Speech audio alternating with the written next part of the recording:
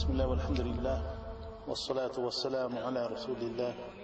My dear brothers and sisters in Islam, Assalamu alaikum wa rahmatullahi wa barakatuh. I ask Allah subhanahu wa ta'ala to allow me to connect to your hearts and for you all to be motivated enough to change any element in your life that is dragging you behind in this dunya. Many people do not feel the reality in this life because of the mercy of Allah subhanahu wa ta'ala. Allah subhanahu wa ta'ala has given people so much that they think that they provide for themselves. If you are hungry, you go and eat. If you become thirsty, you go and drink. When you become hot, you turn on the air condition. When you become cold, you turn on the heater. And Muslims, you have the ability to make judgments in this life, to make decisions, but after your death, then what? O people of the world, O Ummah of Muhammad, O rulers of the world, O you oppressing person, O you oppressed person, I call upon every person who can hear my voice, the rich, the poor, the famous and the unknown, the old and the young. After your death, what decisions can you make? Which God will you be able to submit to? Who can you follow? Who can you oppress? Who can you cheat? What fun can you have?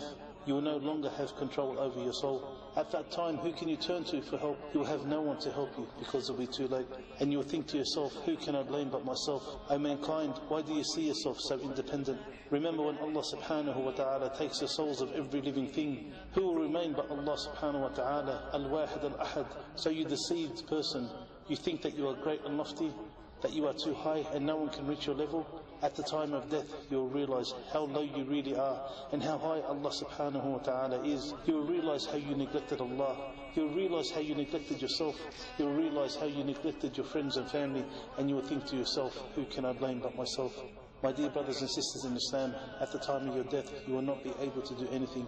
No matter how much power you had, no matter how strong you were, no matter how much wealth you had, no one will be able to help you, and you will think, who can I blame but myself? So at this present time in your life, the remembrance of death is your cure. If you remember death, you will understand this life. You will understand what are your priorities in life. We were not sent to this world to make it our homes, nor to be oppressors, nor to make it a fun park where we commit every sin under the sun. This is not the reality of life. When you see a dying person on their deathbed in hospital, you will see all the doctors around them trying to work out what to do, what medicine to give, what operation to perform. They are planning, but Allah subhanahu wa ta'ala is also planning. You need to understand, nothing happens against the will of Allah subhanahu wa ta'ala. So when Allah subhanahu wa ta'ala orders or sets the time of death for a person, there is no one that can interfere. The angel of death will be the surgeon to extract the soul from the body. I recommend you all to see a person at the time of death. This should wake you up to reality. You will see the dying person's face turn pale. You will see them struggling to breathe their final breath. You will see them struggling to move their limbs. You will see them struggling to move their lips to speak. Often they fall in and out of consciousness. Their body starts to become cold. The dying person will be looking around, scared, seeing their family around them. We can just imagine what they are thinking. My family, I gave you my life, so what can you do for me now? My family, I gave you my life. I gave you my wealth. I gave you my love. I gave you my care. So how can you help me now? My family, I gave you my life. So how long will you remember me for after my death? How long will you pray for me? But I say to you all, at that time, you will think to yourself, who can I blame but myself? They would want to cry out to their family and say, oh my wife, oh my husband, oh my children, oh my family, please do not leave me. Please help me. Oh my family, which one of you is going to give me some of their lifespan? Just 1 or 2 years, just 1 month, or a week, even a day. The blessed person is the one whom Allah subhanahu wa ta'ala makes easy for them to say the shahadatain at the time of death. I ask Allah subhanahu wa ta'ala to make it easy for us at the time of our death. After that you will see the dying person roll their eyes back.